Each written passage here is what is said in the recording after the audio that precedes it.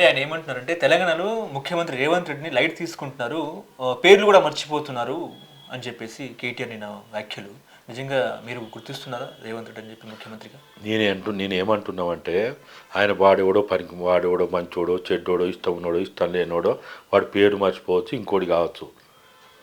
ఇవాళ మన చట్టం ప్రకారం రాజ్యాంగం ప్రకారం ఎవరు ముఖ్యమంత్రి? రేవంత్ రెడ్డి. మరి నేను కూడా ఇప్పుడు మాట్లాడితే గౌరవ ముఖ్యమంత్రి రేవంత్ రెడ్డి గారని మాట్లాడతా.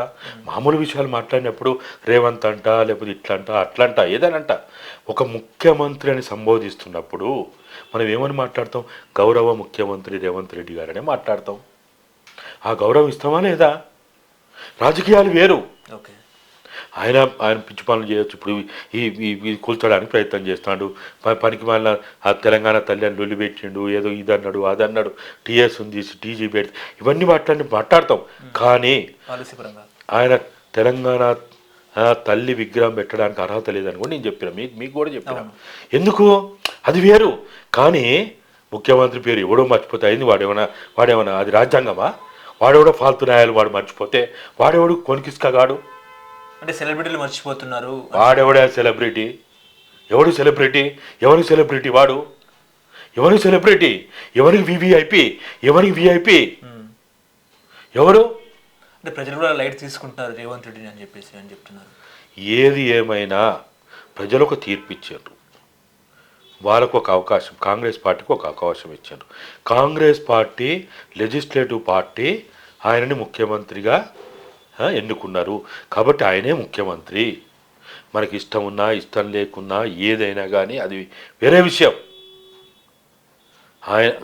ఆయన తెలంగాణ రాష్ట్ర గౌరవ ముఖ్యమంత్రి అనుమల రేవంత్ రెడ్డి గారే. ఇది ఫ్యాక్ట్, ఇది వాస్తవం. ఇది సూట్ కేసులతో పట్టుబడ్డ దొంగ అని చెప్పేసి కేటీఆర్ అంటున్నారు. మీరేమో రేవంత్ రెడ్డి గారు అంటున్నారు, ఆయనేమో రేవంత్ రెడ్డి అంటున్నారు. నేనేమంటున్నా, ఎప్పుడు అంటున్నా, ముఖ్యమంత్రిని సంబోధించేటప్పుడు మన ముఖ్యమంత్రిని గౌరవంగా సంబోధించుకోవాలి కాబట్టి అంటున్నా. మామూలుగా మాట్లాడేటప్పుడు ఏమంటున్నా, ఎందుకు ఎక్కడిదా పోయే కాలం వచ్చిందని అంటున్నా. రేవంత్ నీకు ఎందుకు ఈ పోయే కాలం వచ్చింది అంటున్నా, అది వేరే విషయం. కానీ ఒక చీఫ్ మినిస్టర్ని సంబోధించేటప్పుడు అది రాజ్యాంగబద్ధమైన పోస్ట్. అది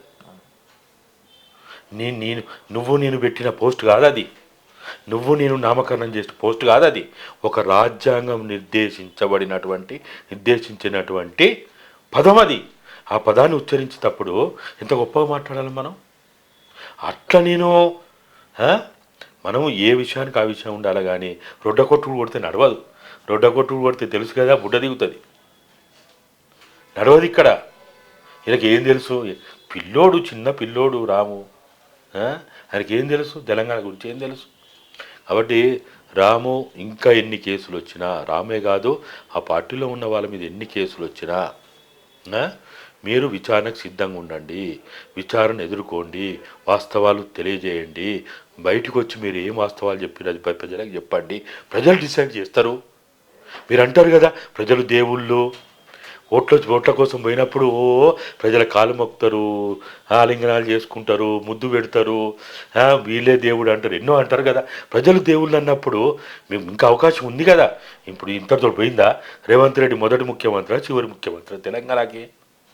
రేవంత్ రెడ్డి శాస్త్రమా? కాదు కదా. కాబట్టి తొందరపడొద్దు. ఏసిందే గంతు దిగిందే బుడ్డ అంటే నడవదు రాము. ఇంకా చాలా నేర్చుకోవాలి నువ్వు. కాబట్టి తెలంగాణ మీరు తెలంగాణ పదాన్ని తీసేసి బీఆర్ఎస్ పెట్టినప్పుడే మీ పని అయిపోయింది. కాబట్టి ఇప్పటికైనా సోయితో ఉండండి, సోయి తెచ్చుకోండి. ఉత్తానే మేము తెలంగాణ కాపాడుతామంటే నువ్వు పేరే మార్చుకుంటువి. నువ్వు ఎట్లా కాపాడుతావు?